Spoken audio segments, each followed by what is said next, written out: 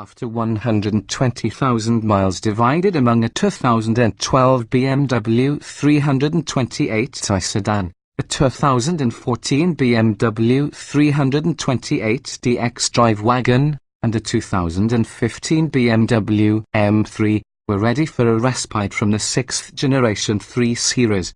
Each one of those recent long-timers left us cold, too disconnected, too expensive, or too flinty, but most of all, just short of totally satisfying.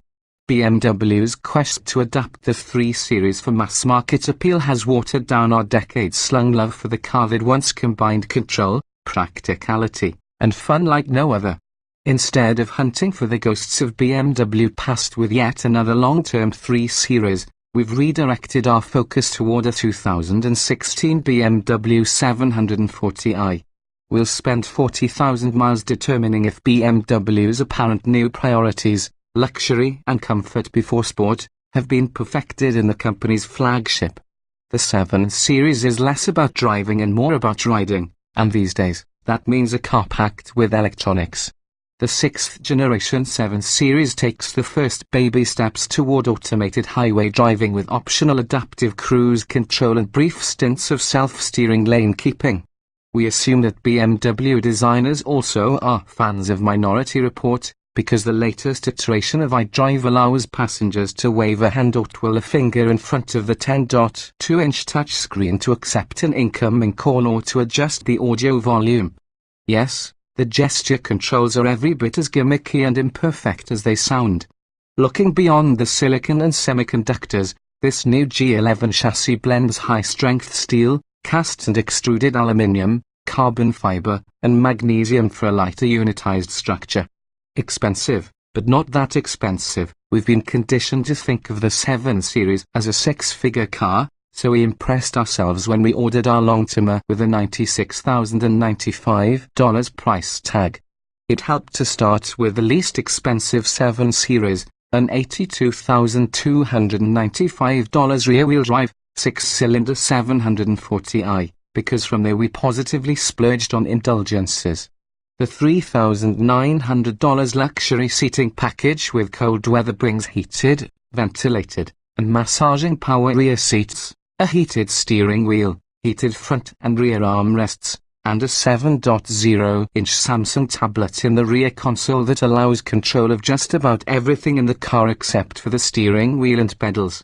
The $4,100 executive package adds power side window shades, ventilated 20-way adjustable front seats, a head-up display, and ceramic trim for the shifter, the iDrive controller, and the radio. We went for the $1,900 Driver Assistance Plus package, which includes front collision mitigation, lane departure warning, speed limit display, automatic parking, and blind spot detection, but is most notable for the included surround view camera system with a 3D view. BMW uses 4 cameras to stitch together an image that looks as if your personal cinematographer is filming the car from 10 feet away, and you can pinch the air and wiggle your wrist to rotate around the car for different angles. The jury is still out on whether this is more useful than the bird's eye or traditional vantages. These are also selectable views in the 7 Series, but this bit of tech feels less like a gimmick and more like something truly innovative. Notably, we skipped the Driver Assistance Plus 2 package that adds adaptive cruise control and active lane keeping for $1,700. We don't expect to miss either feature much. Our drivers typically prefer traditional cruise control, and, based on experience, we know that the BMW's steering assistant is merely a lane-keeping aid rather than a stand-in for 2 human hands. Sundries include $2,600 for 20-inch wheels and $900 for a larger panoramic glass roof with LED accent lighting. We also spent $250 for what we've taken to calling a key foblet. It features a tiny touchscreen that allows you to precondition the cabin and to check the status of the door locks or the windows. It was probably money we shouldn't have spent. There's a phone app that accomplishes the same thing, and the key is merely one more electronic gizmo to keep charged.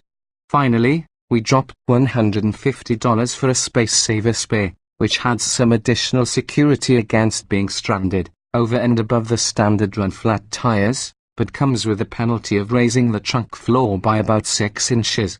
Driving the thing, we weren't expecting sports car moves, so we were surprised when the 320 horsepower 6-cylinder made such light work of the burden it carries. At the track, the 4,385 pound 740i reached 60 miles per hour in only 4.8 seconds, and a panic stop from 70 miles per hour required just 159 feet of roadway. The skid pad figure of 0.86 grams qualifies as respectable, although not exactly impressive. Several logbook commenters have noted how soft the ride is, particularly in the car's Comfort Plus mode. One staffer even compared the 740i to a Kia K900, a recent and unloved long-timer in our fleet. Bizarrely, that plush suspension tune doesn't mean the ride is entirely comfortable. Our 7 Series seems to be affected by a paradoxical chassis tuning in which the suspension doesn't provide enough body control, but the wheel impacts are too harsh. Over sharp lateral features such as expansion joins, the 740i pounds and smacks the pavement. The Chevrolet Corvette Grand Sport might as well be twirling a butterfly knife at the intersection of Performance Avenue and Value Lane with a pack of unfiltered smokes rolled up in the sleeve of a plain white tee. It's an intimidating thug from the boaty gang that both outperforms and undercuts the competition. It's a bully that goads others into street fights they can't win and starts just as many brawls among friends or co-workers if you happen to work here. Nothing at its price comes close to putting up the performance numbers it generates. Okay, maybe there is one rival. Less than a year ago, a Ford Mustang Shelby GT350 knocked off a Z51-equipped Corvette Stingray in a tube comparison test. This Corvette Grand Sport, though, is a slightly different animal. With all the Z06's go-fast bits except for the LT4 supercharged V8, the GS proves that power isn't everything. Our test car also lacked the Z07 package carbon ceramic brake rotors, upgraded suspension, nearly racing-grade rubber and the competition seats. Combined, those options add $9,990 to the price of a GS. The good news? You don't need them. This GS hung on to the skid pad at 1.13 grams and stopped from 70 miles per hour in a lung-collapsing 136 feet. While its less aggressive tires likely mean this car couldn't match the Z07-equipped Grand Sport's time of 2:47.1 at the most recent lightning lap, we're confident it would come close enough that we'd rather spend $10,000 elsewhere. Atop those braking and cornering scores, add the glorious engine that unleashes 460 horses when you crop the throttle. It propels the GS to 60 miles per hour in 3.9 seconds and through a quarter mile in 12.3 seconds at 117 miles per hour, and you have quite possibly the best performance value on the market. All of the car's might is baked into the Grand Sport's $66,445 base price. Headlining the options on our test example was the $4,455 2LT package, which includes a lot of minor and pretty much unnecessary elements, such as a luggage net, front view cameras, and heated and ventilated seats with memory. The $1,795 performance data recorder produces high-quality dashcam footage of your pole lap at Watkins Glen, or keeps tabs on parking valleys, and also includes navigation.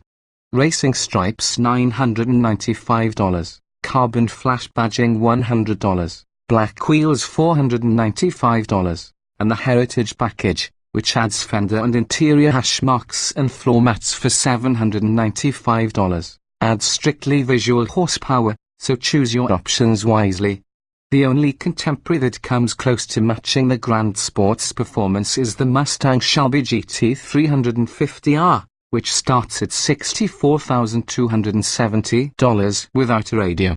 Similarly optioned, the cars carry essentially the same price tag.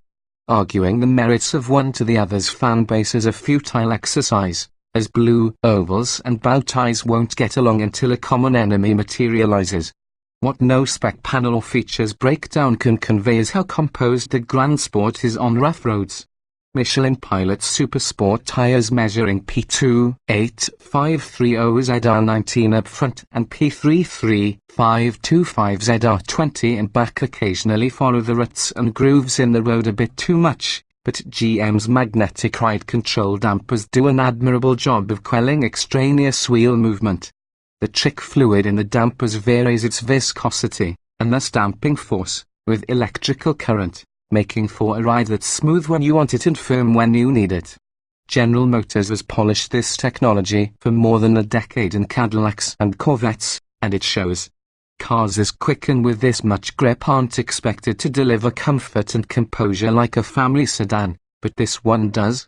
The base seats not only save money over the competition buckets included in the Z07 package, they are more comfortable on long trips. Although we'd want the upgraded thrones in any Corvette we plan to track on a regular basis.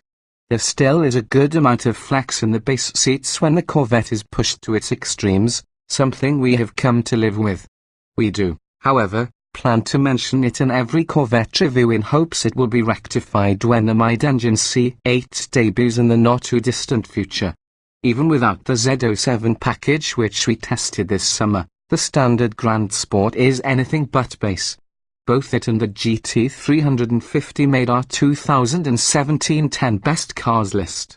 Whether they continue to win such honors is a whole other question, and certainly not one that will be answered on a single street corner. The run-flat tires likely don't help, but we've never had this problem with a Mercedes-Benz S-Class on run-flat rubber. Despite the persistent drumbeat of complaints about the stiff tires, the 740i is still a wonderful way to cover big mileage. Assistant Buyer's Guide editor Annie White logged almost 2,000 miles driving from Ann Arbor to Indiana, Virginia, North Carolina, Washington, D.C., and back to Michigan. By far the most comfortable car I have ever road-tripped in, she wrote.